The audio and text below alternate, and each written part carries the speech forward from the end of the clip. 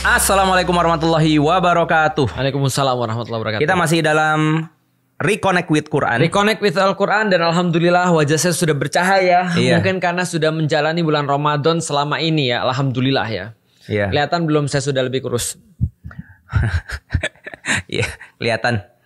Kita berdoa semoga Ramadan ini kita semakin meningkat di akhir ya. Amin. Nggak cuma di awal doang, tapi Meningkat di akhir ya. ya sampai akhirnya di puncak ibadah kita tuh di akhir, jangan malah di awal gitu. Sebentar. Puncak di akhir. Iya, biasanya kan orang di awal yang semangat. Biasanya tuh orang akhir di puncak. Ya banyak di puncak, ke Ya. Jogja bisa, Nah, betul. ke Cibinong bisa, Betul. Cibubur bisa. Ya, tapi insya Allah lah ya, kita berharap dengan, karena bulan Al-Quran itu adalah bulan Al-Quran.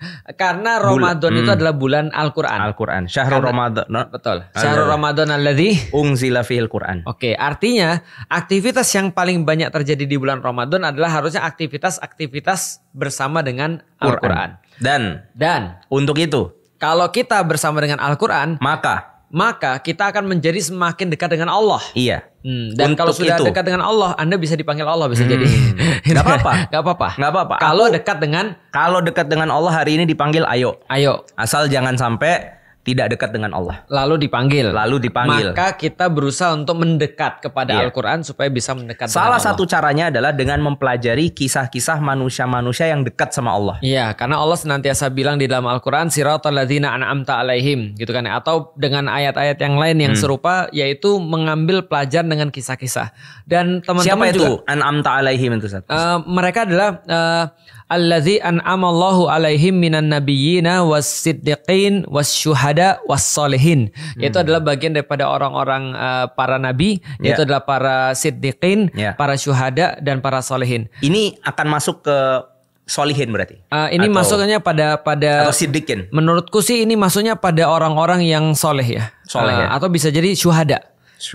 Oh iya benar, Bisa jadi syuhada. Iya. Karena ternyata ini adalah ayat yang terakhir kali dibacakan oleh Rasulullah sebelum meninggal ya. Salah satu ayat yang terakhir dibacakan. Alladzina an'amallahu alaihim minan nabiyyin was-siddiqin wasyuhada was-solihin. Jadi salah satu nasihat Nabi kepada kita sebelum mati adalah dia mau membersamai orang-orang yang 4 ini. Dan insya Allah ini termasuk orang soleh, orang-orang yang juga syahid insya Allah ya. Oke, siapa namanya? Oke, namanya undefined. Undefined. Karena Tapi- memang tidak diketahui. Betul.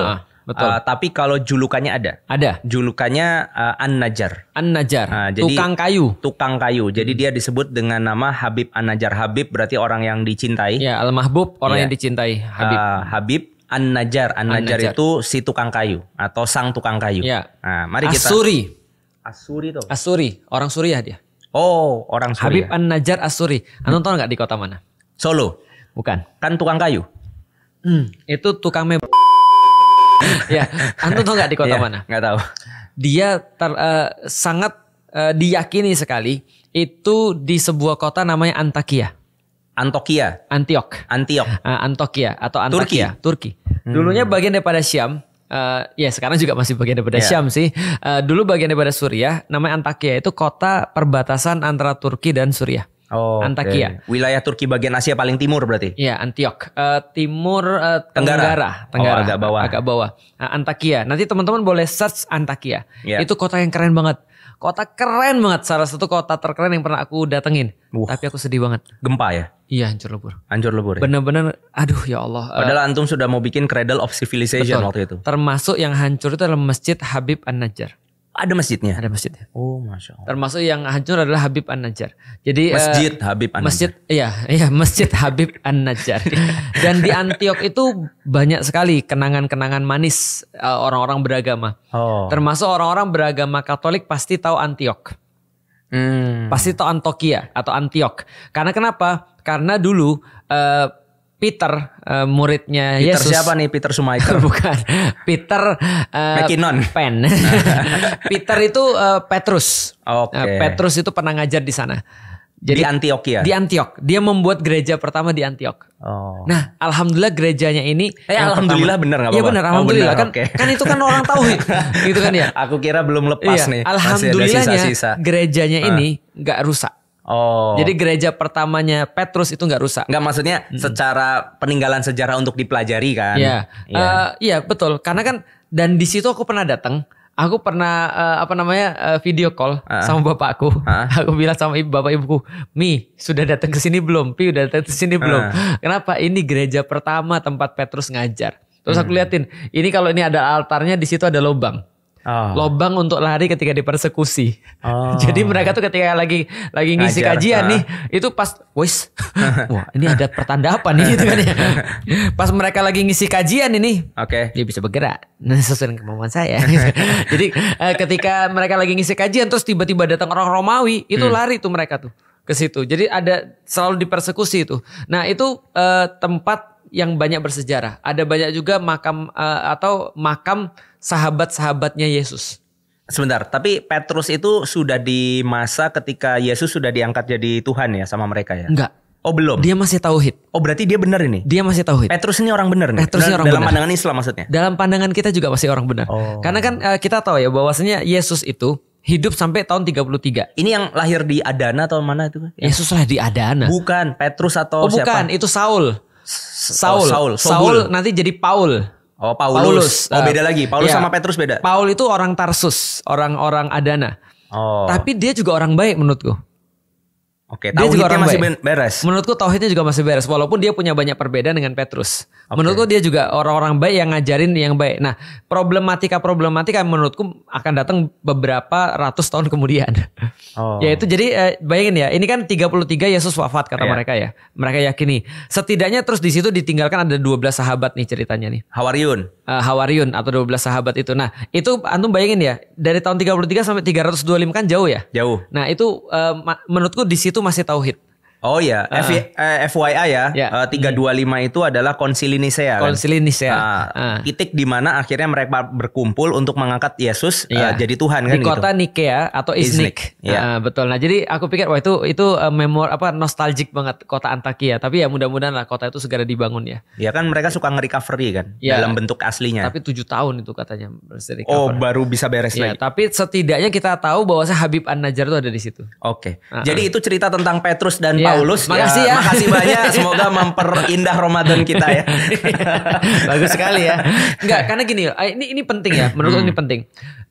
Ini sedikit sedikit pengakuan ya.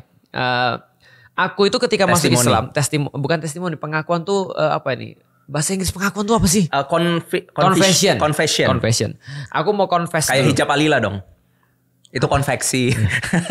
Gimana sih, dia kan pengusahanya. Aku bukan Mas Husen.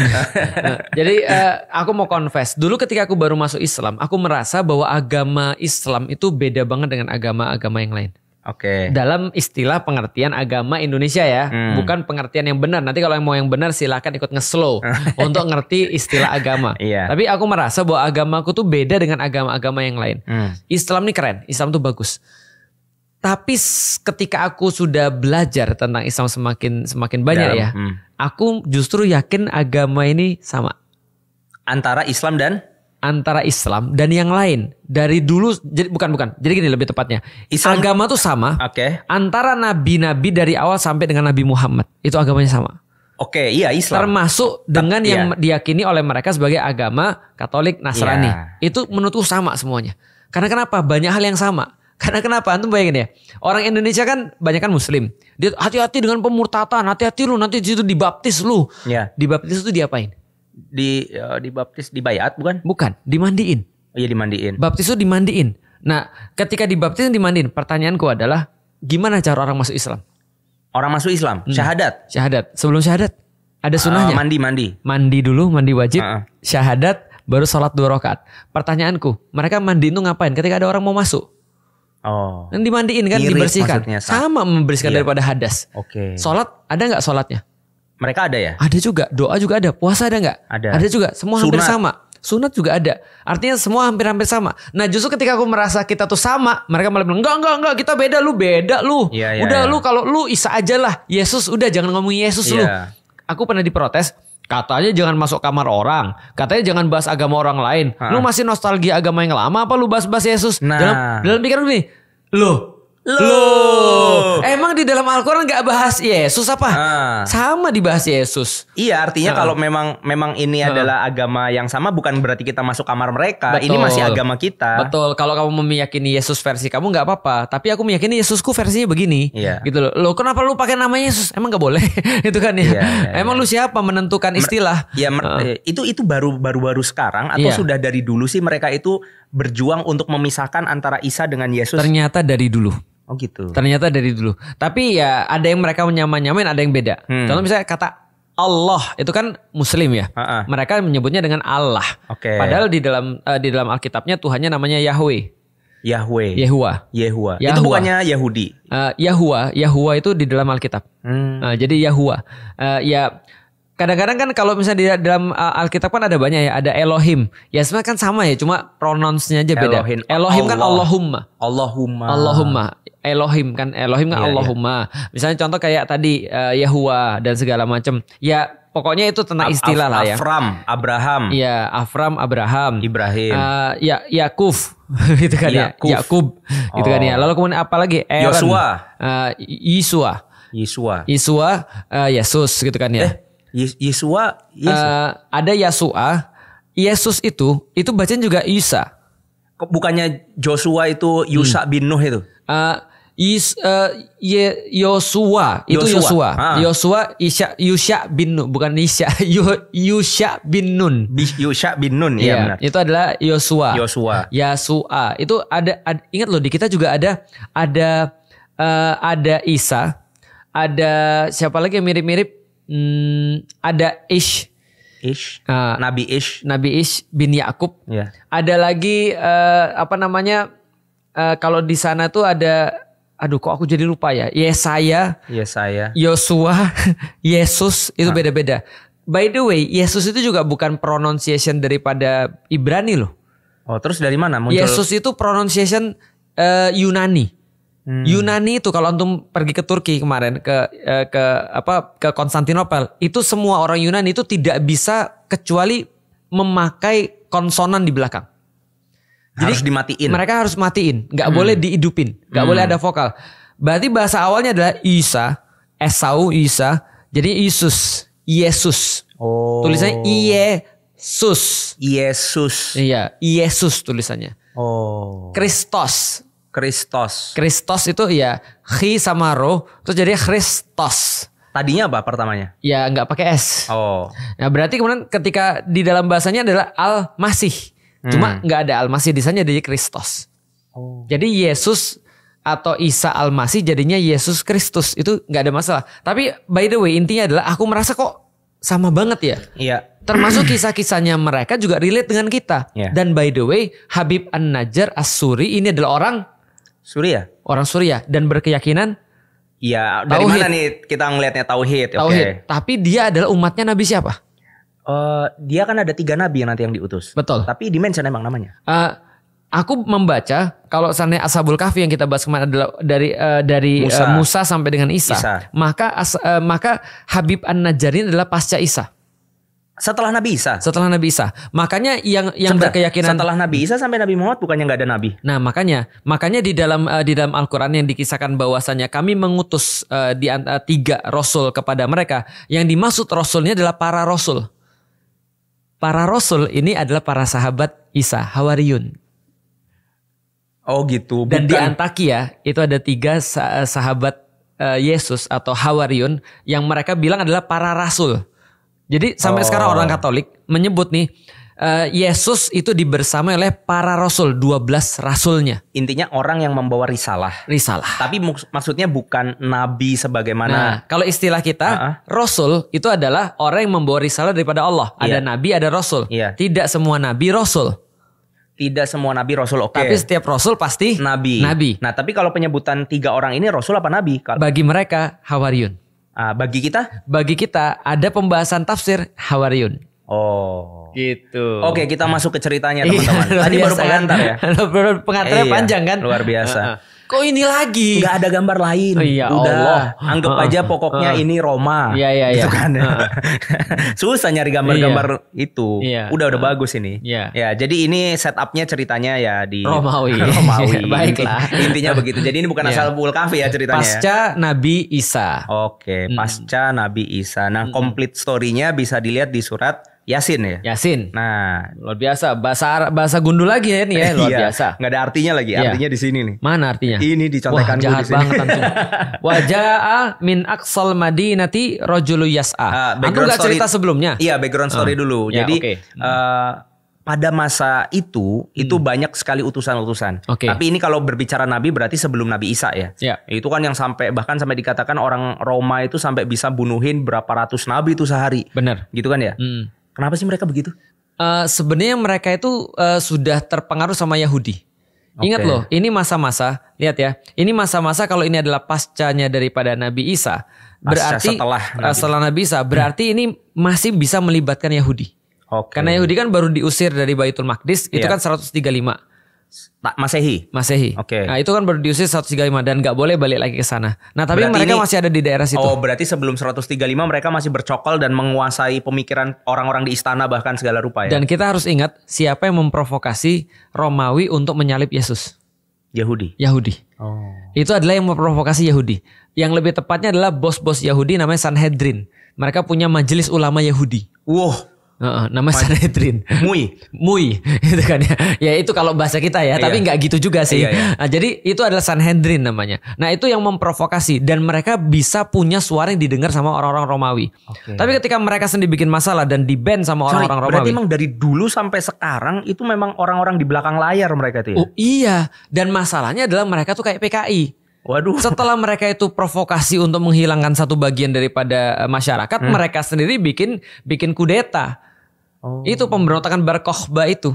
Lalu kemudian ketika terjadi pemberontakan itu dihabisin semua dan di-ban Itu untuk masuk ke tahun-tahun Baitul berapa Maqdis. tuh Bar Kokhba? 135 kalau saya nggak salah. Itu iya Bar Kokhba 132 sampai 135. Nanti coba dicek ya. Kalau salah nanti Nah, setelah itu mereka baru diusir. Nanti coba dicek, nanti coba di komentar ya. Iya, Jadi nah setelah itu mereka diusir oleh kaisar namanya Hadrianus. Yang mendirikan kota Edirne. Oh, Nah, itu kaisar Hadrianopel itu Hadrianus. Awalnya Hadrianopel.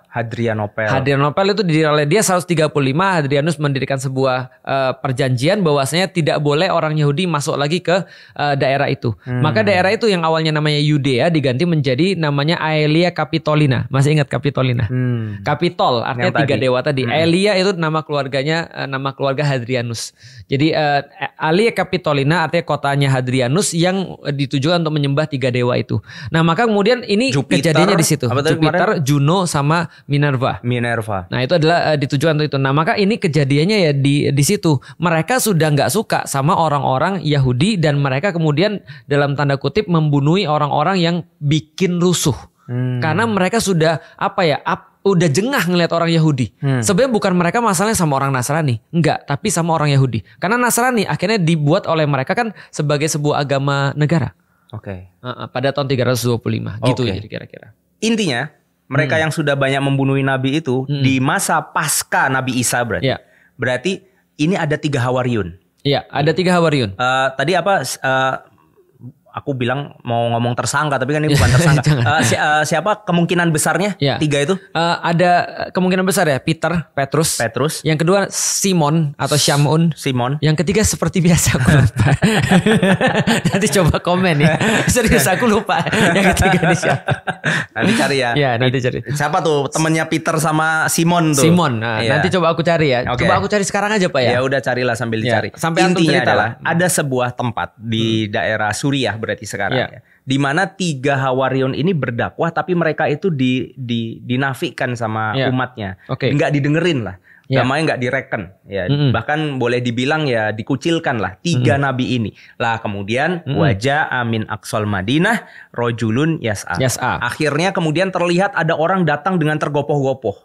Gitu, tergesa-gesa gitu. Datang ke tempat di mana orang-orang tadi itu, umat tadi itu menafikan 3 Hawariyun tadi itu. Ya. Rojulun yas'am, dia seorang pemuda datang dari jauh dan kalau boleh dibilang ini datangnya dari tempat yang terpencil. Ya, oke. Gitu. Aqsa itu artinya yang paling jauh.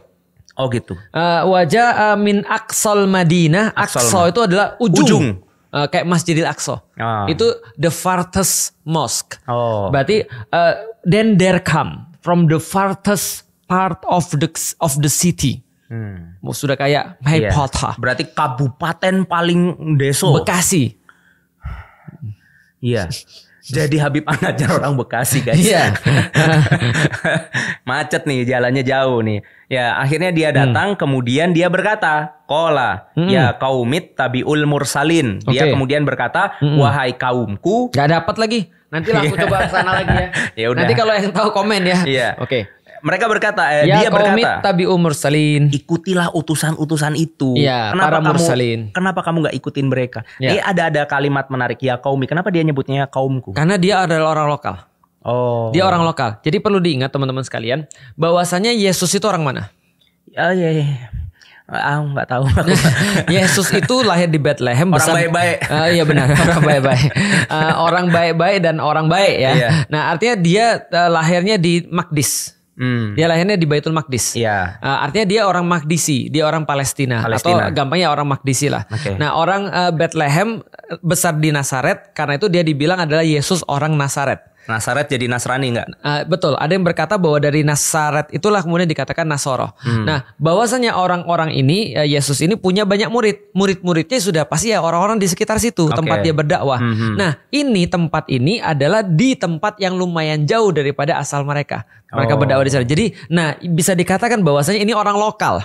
Jadi native people, inlander. Iya. Gitu kan? Ini apa namanya? Akamsi, anak kampung sini. Iya. Nah, jadi ini adalah orang lokal, sedangkan mursalin ini atau orang-orang yang mendakwai mereka ini bisa dikatakan bukan orang di situ. Iya. Antum bisa bayangin ya, dulu Madinah itu lebih kecil daripada Masjid Nabawi yang sekarang.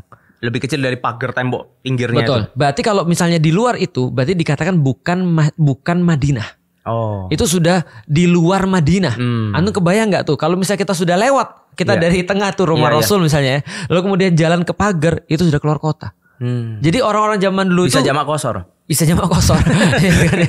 Nggak gitu juga ya pembahasannya. Jadi ini adalah di luar kampung udah dianggap beda. Nah, apalagi ini min aqsal Madinah, dari kota yang paling ujung datang karena rasul-rasul ini datang pada mereka menyebarkan tauhid yang dibawa oleh Nabi Isa. Nah, jadi itu orang lokal. Dan orang ini tidak diketahui. Iya. Makanya disebut dengan tadi istilahnya Habib An-Najjar. Rojulun. Dia adalah pemuda yang dicintai. Maksudnya orang-orang tuh suka dengan kalimat-kalimatnya. Dia itu relate gitu ya. Mungkin bahasa zaman sekarang ya. Dengan bahasa-bahasa orang karena dia orang lokal tadi. Dan profesinya yaitu tadi tukang kayu. Kan rojul ini jantan. Gitu. Datanglah orang jantan. Yes, tergopo-gopo. Nah, nanti kita akan melihat bahwa ternyata justru dari kalimat-kalimat sederhananya Habib An-Najjar ini, itu malah kaum itu jadi beriman. Betul. Nah, kita lihat model retorikanya atau cara dia bercerita. Ittabi'u malayas alukum ajro. Wahai kaumku, ayo kita ikutin orang-orang ini. Kenapa? Ittabi'u. Gratis. Iya, ittiba. Jadi kenapa? Karena gratis gitu kan. Subscribe. Gratis. Kamu subscribe lah ke Hawariyun itu. Karena subscribe itu gratis. Itu mungkin bahasa-bahasa mudah ya. Ittabi'u. Ayo ikut yuk gitu kan ya. Ayo. Karena ittiba di sini kan bermakna bukan hanya mengikuti ya, tapi meneladani. Gitu kan ya. Gitu. Jadi kalau terjemah aslinya, maksudnya terjemah Indonesianya, ikutilah orang yang tiada minta balasan kepadamu. Maksudnya Habib ini kayak ngomong, kenapa kita harus ngikutin dia? Emang dia untung apa? Betul. Kita itu nggak nguntungin dia loh dengan motifnya nggak ada. Ini juga bisa menjadi standar kita untuk milih orang-orang baik di sekeliling atau di negara ini ya. Ya artinya kalau mau cari orang baik, cari orang yang nggak punya kepentingan. Gitu. Nah, which is ini balik lagi aja udah. Jadi maksudnya ini orang-orang Hawariyun ini dia tuh nggak punya kepentingan kecuali untuk menjelaskan kebenaran. Betul. Kamu harus ikutin dia. Dia nggak minta duit kok karena dia udah kaya. Iya. Berarti motifnya bukan duit. Dia udah nikah kok, dia nggak perlu istri lain. Iya. Oke. Lalu apa yang dia mau? Keselamatanmu. Iya. Gitu. Gitu. Misalkan contoh nyari pemimpin gitu. Cari pemimpin yang nggak butuh uang. Bukan malah mau memanfaatkan Indonesia untuk kepentingan dia misalnya. Harusnya siapa gitu. Contohnya? Enggak, ini contoh aja. Udah basi juga 5 tahun lagi nih kita ngomongin ini baru muhtadun. Dan tidak hanya mereka tidak minta uang. Kalau orang cuma nggak minta uang tapi dia nggak tahu mau kemana, ya percuma. Tapi mereka tahu mereka mau kemana karena mereka mendapatkan sebuah arahan, direction. Oke. Jadi ini logika sederhana. Kata si Habib An-Najjar kepada umatnya, kenapa kita harus ngikutin orang ini? Karena orang ini tidak mengambil keuntungan, tapi dia juga punya petunjuk untuk nunjukin kita jalan yang lurus. Betul, karena gini ya ceritanya ya, bahwa kalau kita tahu kondisi-kondisi seperti ini, kita bisa ngerti bahwasanya murid-murid Yesus itu adalah kebanyakan orang-orang Yahudi. Makanya Paulus itu dikatakan adalah bukan orang-orang yang Paulus ini adalah orang yang diutus bukan untuk orang Yahudi. Paulus orang yang diutus bukan untuk orang Yahudi. Karena jamaahnya itu bukan orang Yahudi, non-Jews. Oh. Gitu, goyim kalau kata orang Yahudi. Goyim. Iya, maka magel. Magel. Nah, bisa jadi orang-orang yang ada di Antakya, Adana sama Antakya kan dekat. Ini orang-orang bukan Yahudi. Sedangkan murid-murid Yesus ini, Hawariyun ini adalah orang Yahudi, nggak nyambung. Oh. Sedangkan Habib An-Najjar ini adalah orang lokal.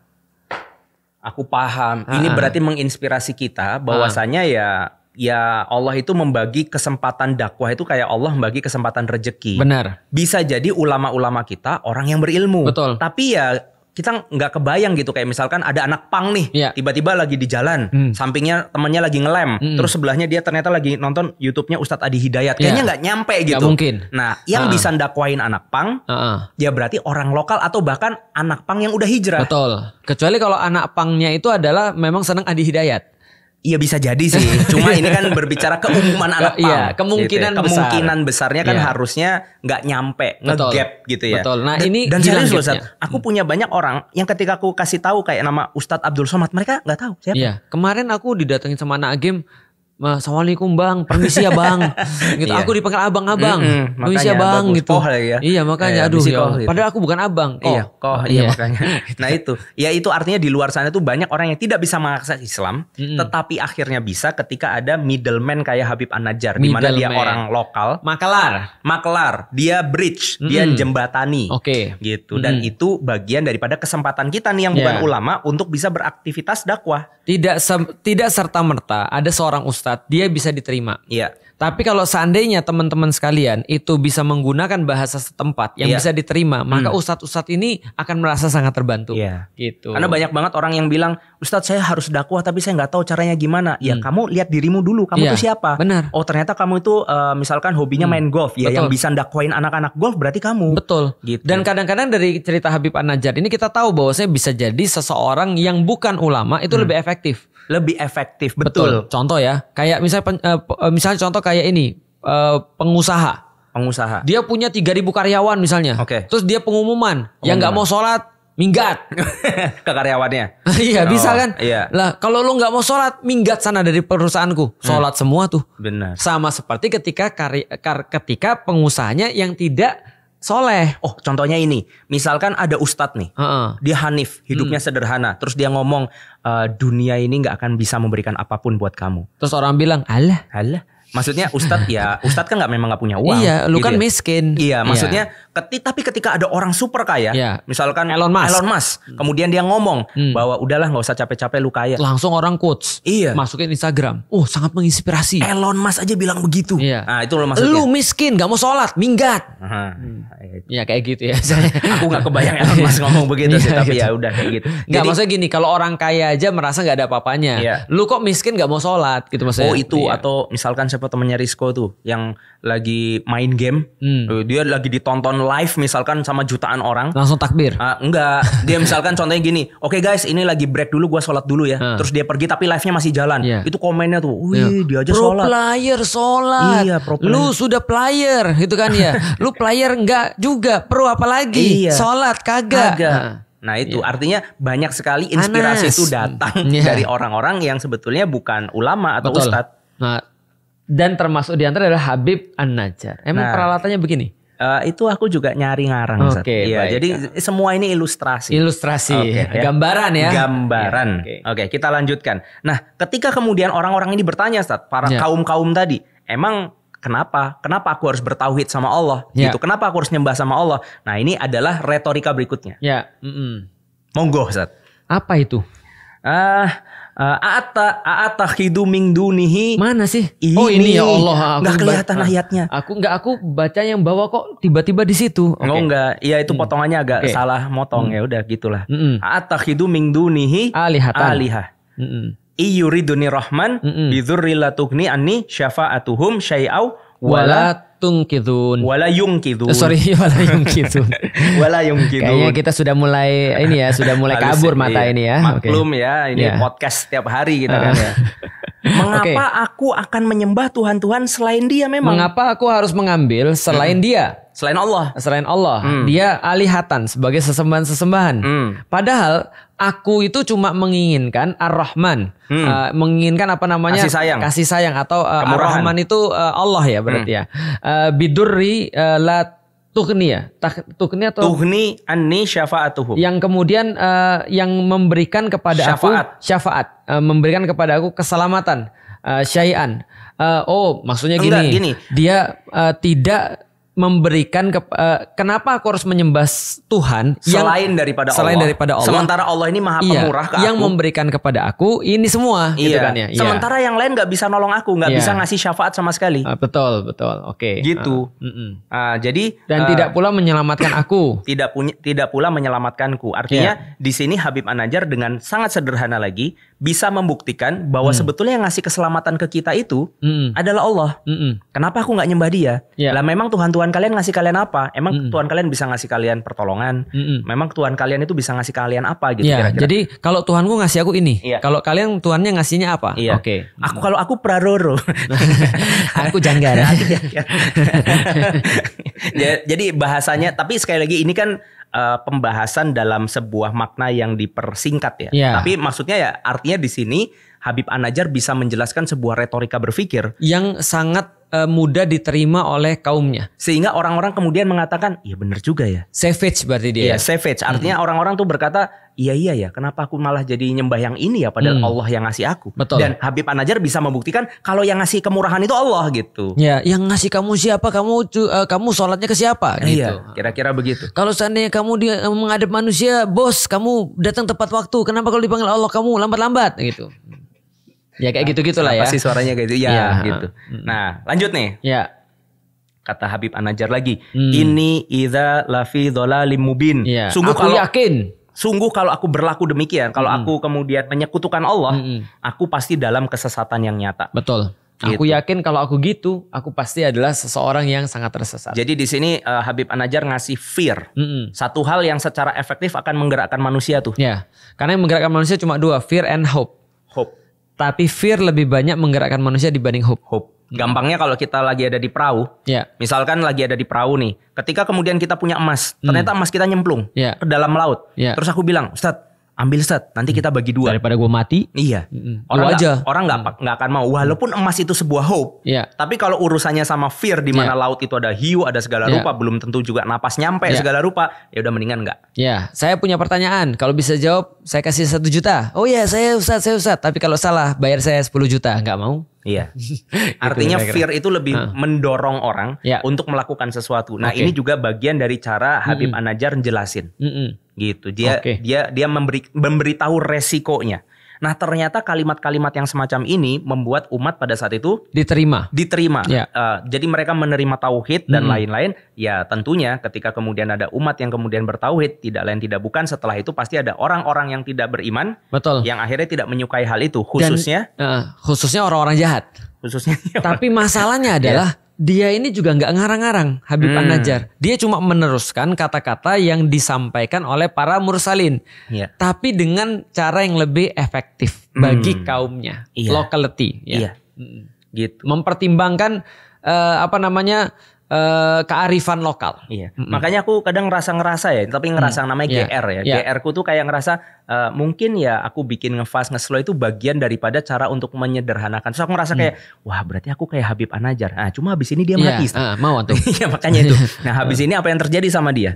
Nah, akhirnya dia ditangkap sama pemerintahan pada saat itu. Udah ada darahnya. Iya, bagus kan. Luar biasa. Iya, berdarah-darah dia. Gitu. Akhirnya dia ditangkap, diapain sih dia saat meninggal? Kata Ibnu Katsir, dia jadi gini. Pertama ketika para rasul datang, kalau misalnya kita baca ayat-ayat sebelumnya, itu para rasul tuh sudah diancam rajam tuh. Wow. Jadi sudah diancam rajam, sudah diancam didera, di fisik. Yeah. Nah, Habib An-Najjar sudah tahu itu. Lihat ya, dia udah tahu itu bahwa ini orang-orang bergerak lagi nih. Jadi dia tahu orang-orang ini sudah ngancem, udah sampai tahapan benar-benar fisik. Tapi dia malah ngasih tahu sesuatu yang savage, yang membuat orang tuh sadar. Jadi gampangnya kalimat terakhir sebelum dia meninggal, itu sampai katanya ususnya berurai apa itu tadi. Rupa. Jadi Ibnu Katsir mengatakan bahwasanya orang-orang yang tadinya ngancem para rasul, jadi ngancem dia. Lalu mengatakan, orang lokal, gitu kan ya. Lu memang orang lokal, tapi lu jangan macem-macem. Di sini bosnya gue. Akhirnya kalau kamu nggak berhenti, kami akan lakukan sesuatu terhadap kamu. Dia tetap ngomong, tetap ngomong dan meyakinkan banyak orang. Akhirnya dia diseret di jalan, diinjek-injek perutnya sampai ususnya keluar lewat anusnya. Allahu Karim. Itu yang terjadi, diinjek-injek perutnya. Itu yang jadi ditawur masa. Jadi Habib An-Najjar ditawur masa meninggal. Dihakimi masa. Tapi bukan masa yang beriman ya. Ini orang-orang suruhan, mungkin algojo semua gitu. Orang-orang yang justru merasa ya status quo lah ya, yang akan terpengaruh kekuasaannya ketika tauhid ini masuk. Iya. Gitu. Orang-orang yang syahwat kekuasaannya terganggu karena dakwahnya Habib An-Najjar ini kemudian mukulin dia. Tapi ketika Habib An-Najjar sebelum daripada meninggalnya beliau, dia kemudian berkata ini. Ini amantu birabbikum fasmaun. Jadi ini kata-kata ini sekaligus ketika Ibnu Katsir juga menulis tafsirnya mengatakan bahwasanya ini adalah sebuah dalam tanda kutip tamannya seorang rasul taman itu menginginkannya seorang rasul-rasul yang 3 itu kepada keadaan Habib An-Najjar. Karena ketika dia meninggal dia justru mengatakan pada para rasul itu. Oh, yang 3 tadi itu. Ini amantu birabbikum. Aku beriman pada Tuhan kalian. Jadi dakwahmu tuh udah nyampe ke aku. Jadi aku ridho sudah. Jadi ini udah di last minute ya. Dia katakan saksikan ya. Aku beriman kepada Tuhan. Tuhan kamu. Tuhanmu. Tuhan kalian yang kalian sampein ini. Yang 3 orang tadi. Yang 3 orang ini tadi. Nah artinya yang 3 orang ini ketika 3 rasul ini ketika melihat Habib An-Najjar diinjak-injak mereka berkata kok dia yang diinjak bukan aku. Dia yang dapat. Itu dilihatnya seperti kemuliaan justru. Kok dia yang syahid bukan aku. Padahal mereka yang pengen. Nah, jadi itu yang kemudian termasuk itu. Fasma'un. Maka kalian yang jadi saksinya. Kalian yang mendengarkan dan kalian yang jadi saksinya sampai pada Tuhan kalian. Dakwah kalian sudah jadi. Gitu. Jadi ini bagian daripada orang-orang yang diberi nikmat ya, masuk syuhada tadi. Betul, berarti syuhada. Nah, di sini ternyata ceritanya nggak selesai. Karena Allah menjelaskan akhir daripada kehidupan Habib An-Najjar kelak di akhirat. Nah, jadi ya karena Allah Maha mengetahui segala sesuatu, Allah ceritakan kisahnya Habib An-Najjar di akhirat kelak. Nah ini lanjutan ceritanya. Luar biasa. Sudah sampai surga nih ya. Iya, ilustrasi ya. Ingat ya. Surganya kok ada pohon bidara ya. Itu bidara? Itu kayaknya bidara tuh. Oh iya. Di sana anginnya sepoi-sepoi kayaknya. Iya. Awannya warnanya gitu. Jelas enggak ya? Gitu ya. Ini adalah ilustrasi. Maghrib ya. Iya. Nah ini kalimatnya. Kalimat berikutnya. Jadi kilat khulil jannah. Dikatakanlah kepada orang tadi Habib An-Najjar. Masuklah ke dalam surga. Qala ya laita qaumi ya'lamun. Yang ajaib adalah justru Habib An-Najjar ini kata-kata pertama ketika dikatakan ketika dikatakan masuk surga sana kan bisa alhamdulillah gitu kan gitu ya udah tinggal masuk aja. Tapi ternyata dia saking ngelihatnya keren banget. Andaikan ya laita ini kan adalah sesuatu yang nggak mungkin terjadi. Laita sesuatu yang nggak mungkin terjadi. Dia nggak mungkin balik ke dunia. Betul, maksudnya nggak mungkin terjadi. Ya laita qaumi ya'lamun. Andaikan benar-benar andai banget yang ninja aku nih ngeliat ini. Tahu ini. Pasti mereka mau beriman. Jadi yang kepikiran tuh justru adalah umatnya. Yang kepikiran adalah orang yang injek-injaknya. Andaikan mereka tahu. Jadi ternyata ulama-ulama mengatakan apa? Ternyata giroh untuk dakwah. Atau keinginan untuk berdakwah itu tidak putus di dunia. Keinginan untuk berdakwah itu akan sampai akhirat. Akan sampai justru ketika kita ngelihat surga. Andaikan orang-orang ini tahu. Jadi dia di surganya masih mau dakwah. Kalau boleh milih, dia mau balik lagi terus masih tahu. Coba aku bisa balik ke dunia. Aku akan kasih tahu orang-orang yang belum tahu. Kayak gini loh surga itu. Betul. Itu dia jadi justru menginginkan kebaikan. Nanti ini menginginkan kebaikan buat orang-orang yang injek dia. Dan ini Ustaz, maksudnya kita kan bisa ngelihat sesuatu itu awalnya seperti apa dari akhirnya, atau akhirnya seperti apa dari awalnya. Betul. Kan bisa.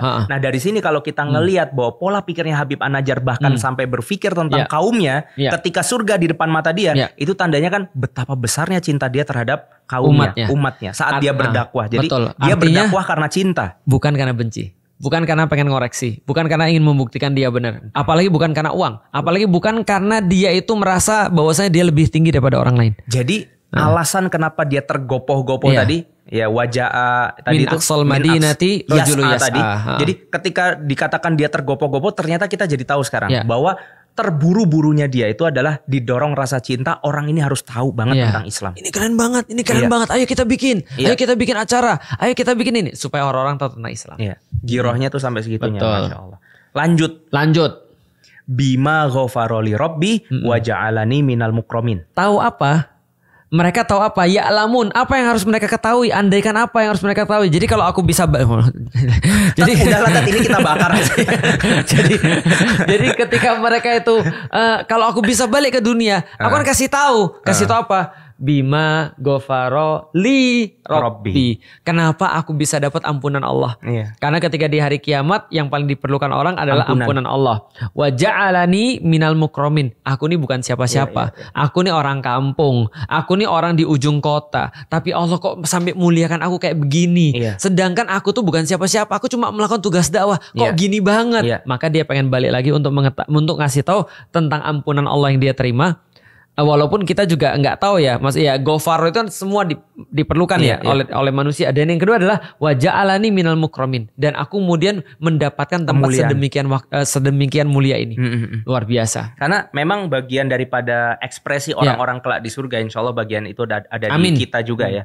Adalah orang-orang itu ngerasa kayak ini dapat nikmat segini. Terus habis itu Allah kayak gimana? Kurang, nih ada lagi. Hah? Serius? Betul. Ini udah dapat kayak gini, ada lagi. Ternyata sudah dapat itu juga. Mau gimana? Mau kurang lagi? Ini aku kasih lagi.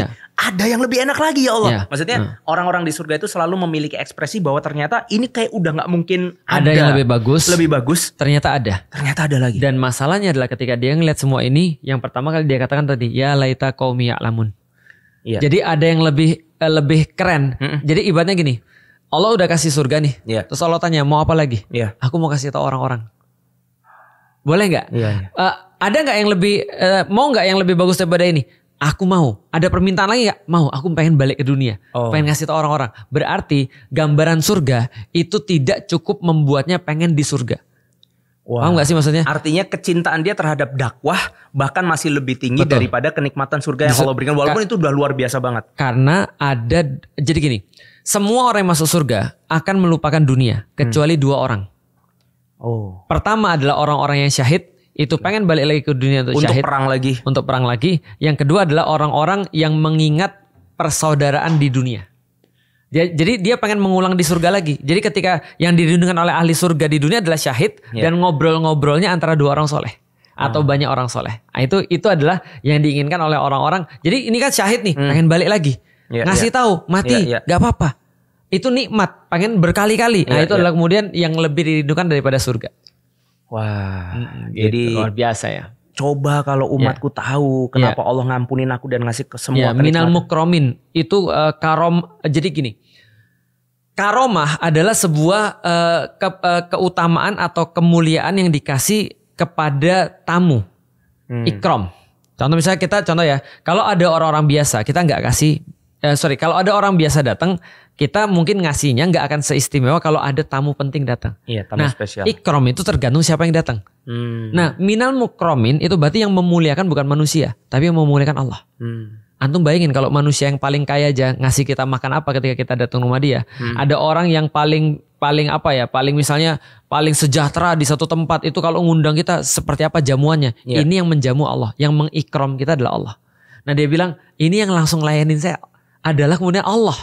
Bukan ngelayani dalam arti apa ya? Mengikram, bukan melayani lah. Memuliakan saya. Itu langsung Allah. Coba gimana ceritanya tuh? Iya. Masya Allah. Dan mungkin penutup dari pembahasan tentang Habib An-Najjar ini satu hadis yang saya suka kadang bingung gimana saya bisa sampai ke level ini gitu. Kata Rasulullah, sabdanya Rasulullah, la yu'minu ahadukum hatta kayaknya sudah kabur mata antum ya. Iya, makanya. Ahadukum hatta yuhibba li akhi ma yuhibbu li nafsi.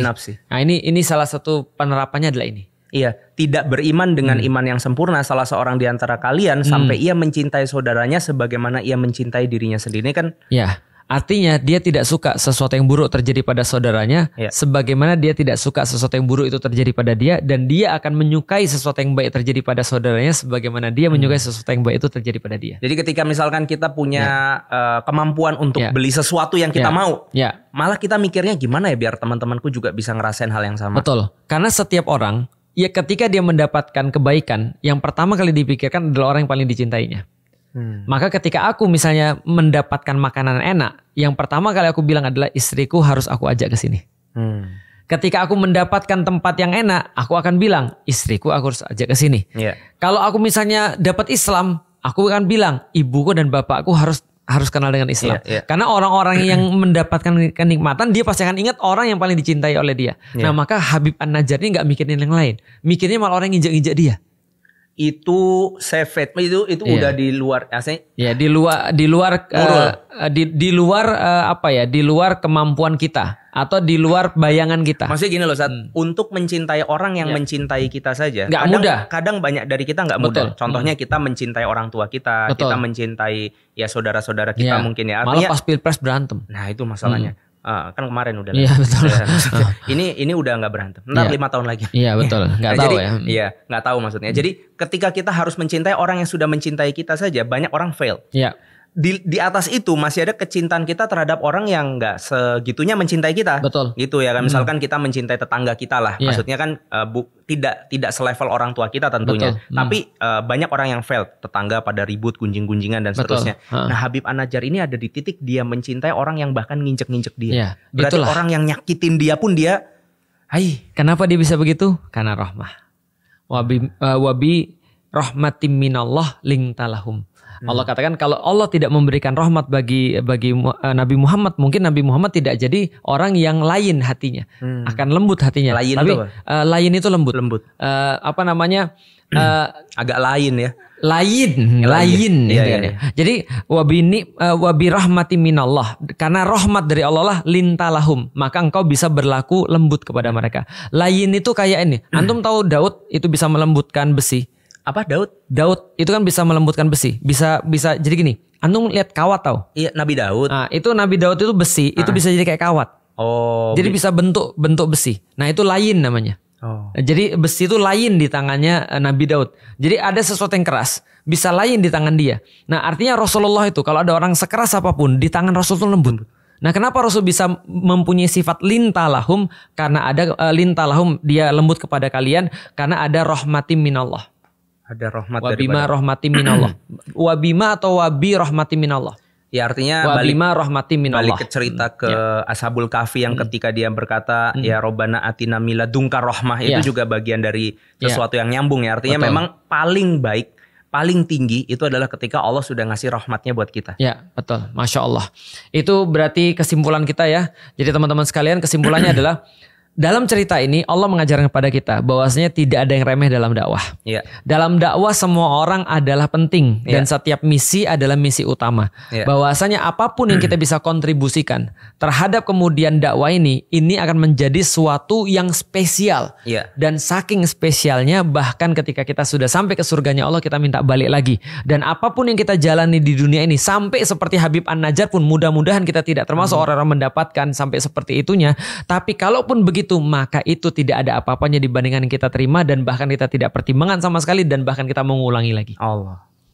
Jadi nggak ada yang sulit. Dan antum menjelaskan slide berikutnya tanpa antum tahu slide. Luar biasa. Bagus kan? Mengambil peran dakwah. Karena sebentar lagi kita sudah harus menyelesaikan ini. Jadi itu kesimpulannya, satu, kita mengambil peran dakwah. Yang kedua ya kita memainkan peran dakwah itu dengan baik. Mengambil dan memainkan. Mengambil dan memainkan.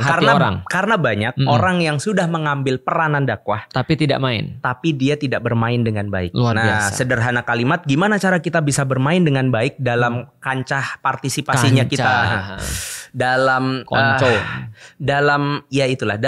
aktivitas kita dalam dakwah.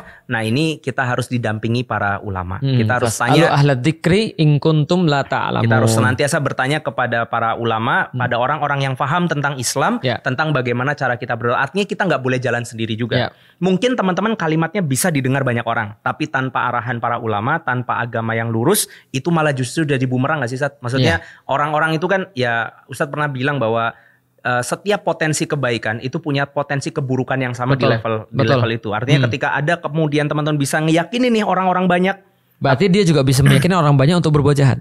Dia bisa menyesatkan orang-orang banyak juga. Nah, itulah kenapa kita harus didampingin para ulama, sehingga kita bisa menjadi Habib An-Najjar di era ini. Ya, walaupun tidak semuanya bakal diinjek-injek ya, janganlah ya. Bisa jadi ditembak.